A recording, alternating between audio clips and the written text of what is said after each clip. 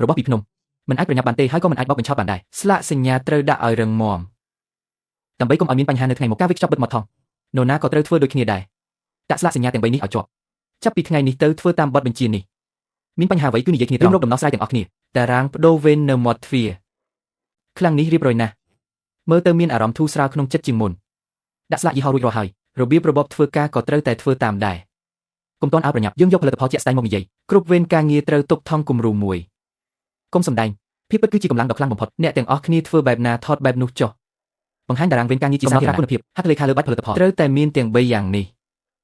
ះរបស់នេះគឺល្អពិតមែនពេលនេះត្រូវតែធានាថាគ្រប់ថងសុទ្ធតែមានគុណភាពនឹងណការឆ្លើយតបលើបាច់ទី2មកដល់ហើយចាំខ្ញុំមើលថាអ្នកគ្រប់គ្រងជើនិយាយយ៉ាងណាខ្លះកុំធ្វើមុខតឹងតែងពេកអានចំណុចសំខាន់មុនទៅគាត់ថាវាមានរសជាតិឆ្ងាញ់ទម្ងន់ក៏មានស្ថិរភាពដែរ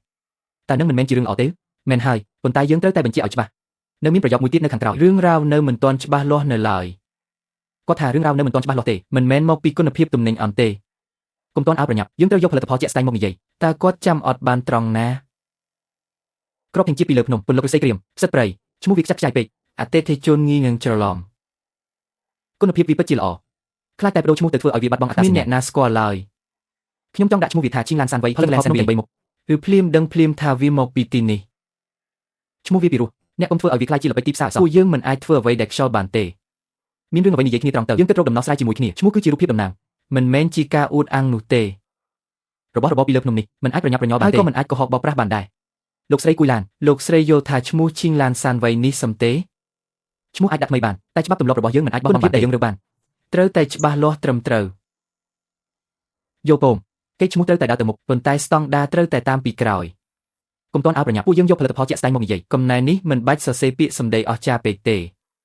ត្រូវហើយកុំសម្ដែងភាពពិតគឺជាកម្លាំងដ៏ខ្លាំងបំផុតគំនូសប្លង់ភ្នំនេះគឺស្អាតគ្រាប់គ្រាន់ហើយរបស់របរដែលមកពីលើភ្នំមិនអាចប្រញាប់បានទេហើយក៏មិនអាចកុហកបោកប្រាស់បានដែរកុំសរសេរថាញ៉ាំទៅល្អខ្លាំងពេករឿងរ៉ាវត្រូវតែនិយាយឲ្យច្បាស់វិធីសាស្ត្រដោះស្រាយត្រូវគិតទាំងអស់គ្នារសជាតិប្រភពដើមរបៀបធ្វើនិងលេខកូដផលិតកម្មត្រូវតែមានទាំងអស់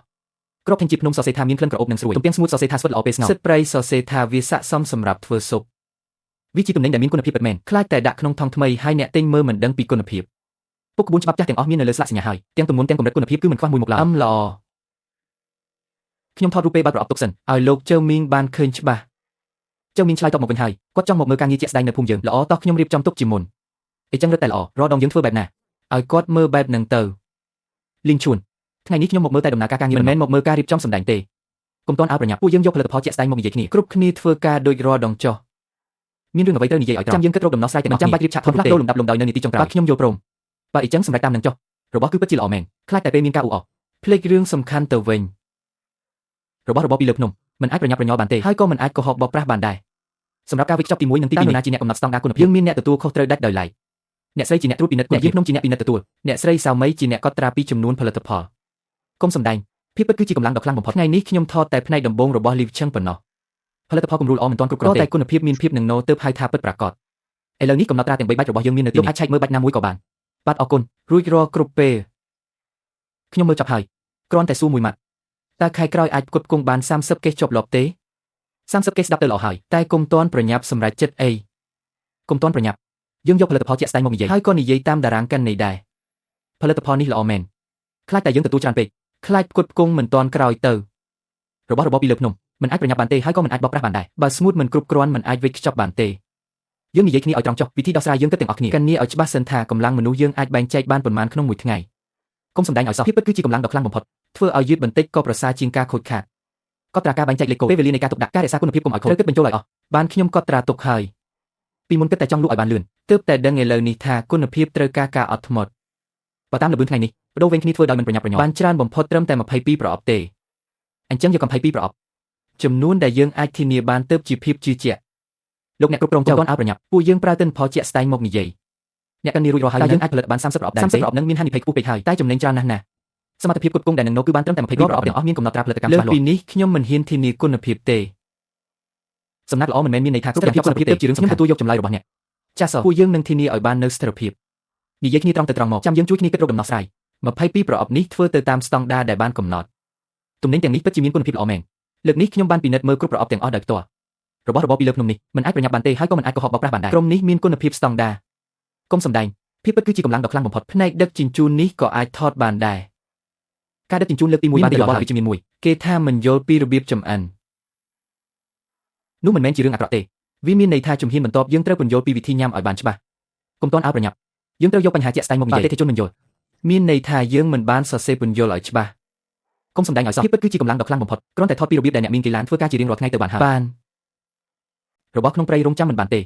ក៏កុហកพูดផុសមិនបានដែរត្រូវត្រាំឲ្យរីកសិនចាំដាក់ឆ្នាំងមានរឿងអ្វីត្រូវនិយាយឲ្យច្បាស់ជួយគ្នាគិតរកដំណោះស្រាយថតវីដេអូបង្ហាញហើយបន្ថែមក្រដាស់ណែនាំ